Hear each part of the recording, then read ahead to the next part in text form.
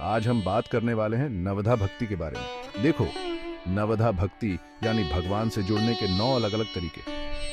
तुलसीदास जी ने इस भक्ति को बड़ी खूबसूरती से समझाया है। श्रवणम कीर्तनम विष्णु स्मरणम पाद सेवनम अर्चनम वंदनम दास्यम सख्यमात्म निवेदनम। पहला है श्रवण। ईश्वर की लीला, कथा, महत्व, शक्ति, स्रोत इत्यादि को परम श्रद्धा सहित अतृप्त मन से निरंतर सुनना। इसका सबसे बढ़िया उदाहरण है राजा परीक्षित।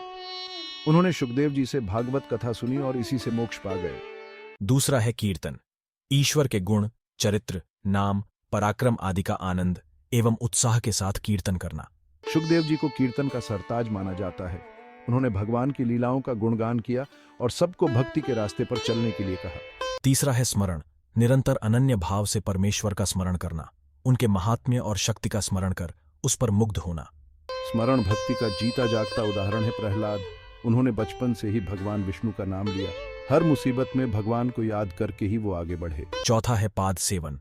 ईश्वर के चरणों का आश्रय लेना और उन्हीं को अपना सर्वस्व समझना। तो इसके लिए माता लक्ष्मी का उदाहरण सबसे अच्छा है।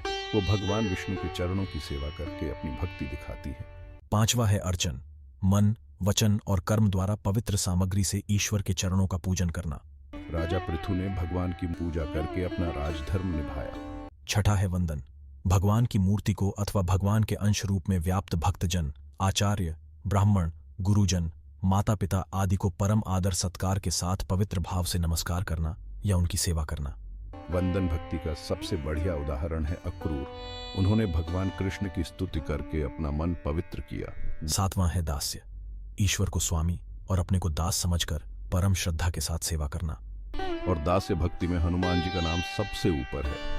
भगवान राम के लिए उनकी सेवा और समर्पण ने दास्य भक्ति को एक नई ऊंचाई दी। आठवां है सख्य।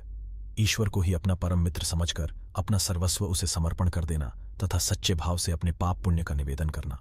और इसका सबसे अच्छा उदाहरण है अर्जुन। उन्होंने भगवान कृष्ण को अपना सखा माना और उनके साथ हर कदम पर खड़े रहे। नौवां है आत्मनिवेदन। अपने आप को भगवान के चरणों में सदा के लिए समर्पण कर देना और कुछ भी अपनी स्वतंत्र सत्ता न रखना। इसमें दैत्यराज बलि का नाम सबसे आगे आता है। उन्होंने अपने आप को भगवान वामन के चरणों में अर्पण कर दिया। इन सब भक्तों ने अपने अपने समय में अलग अलग भक्ति के रास्ते अपनाए, लेकिन आज के जमाने में तुलसीदास जी ने नवधा भक्ति को सबके घरों तक पहुंचाया।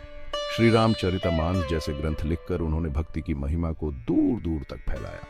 तुलसीदास जी ने साबित किया कि भक्ति का दरवाजा सबके लिए खुला है, फिर चाहे वो श्रवण हो, कीर्तन हो, स्मरण हो या कोई भी और भक्ति का तरीका, ये सब हमें भगवान के नजदीक लाते हैं।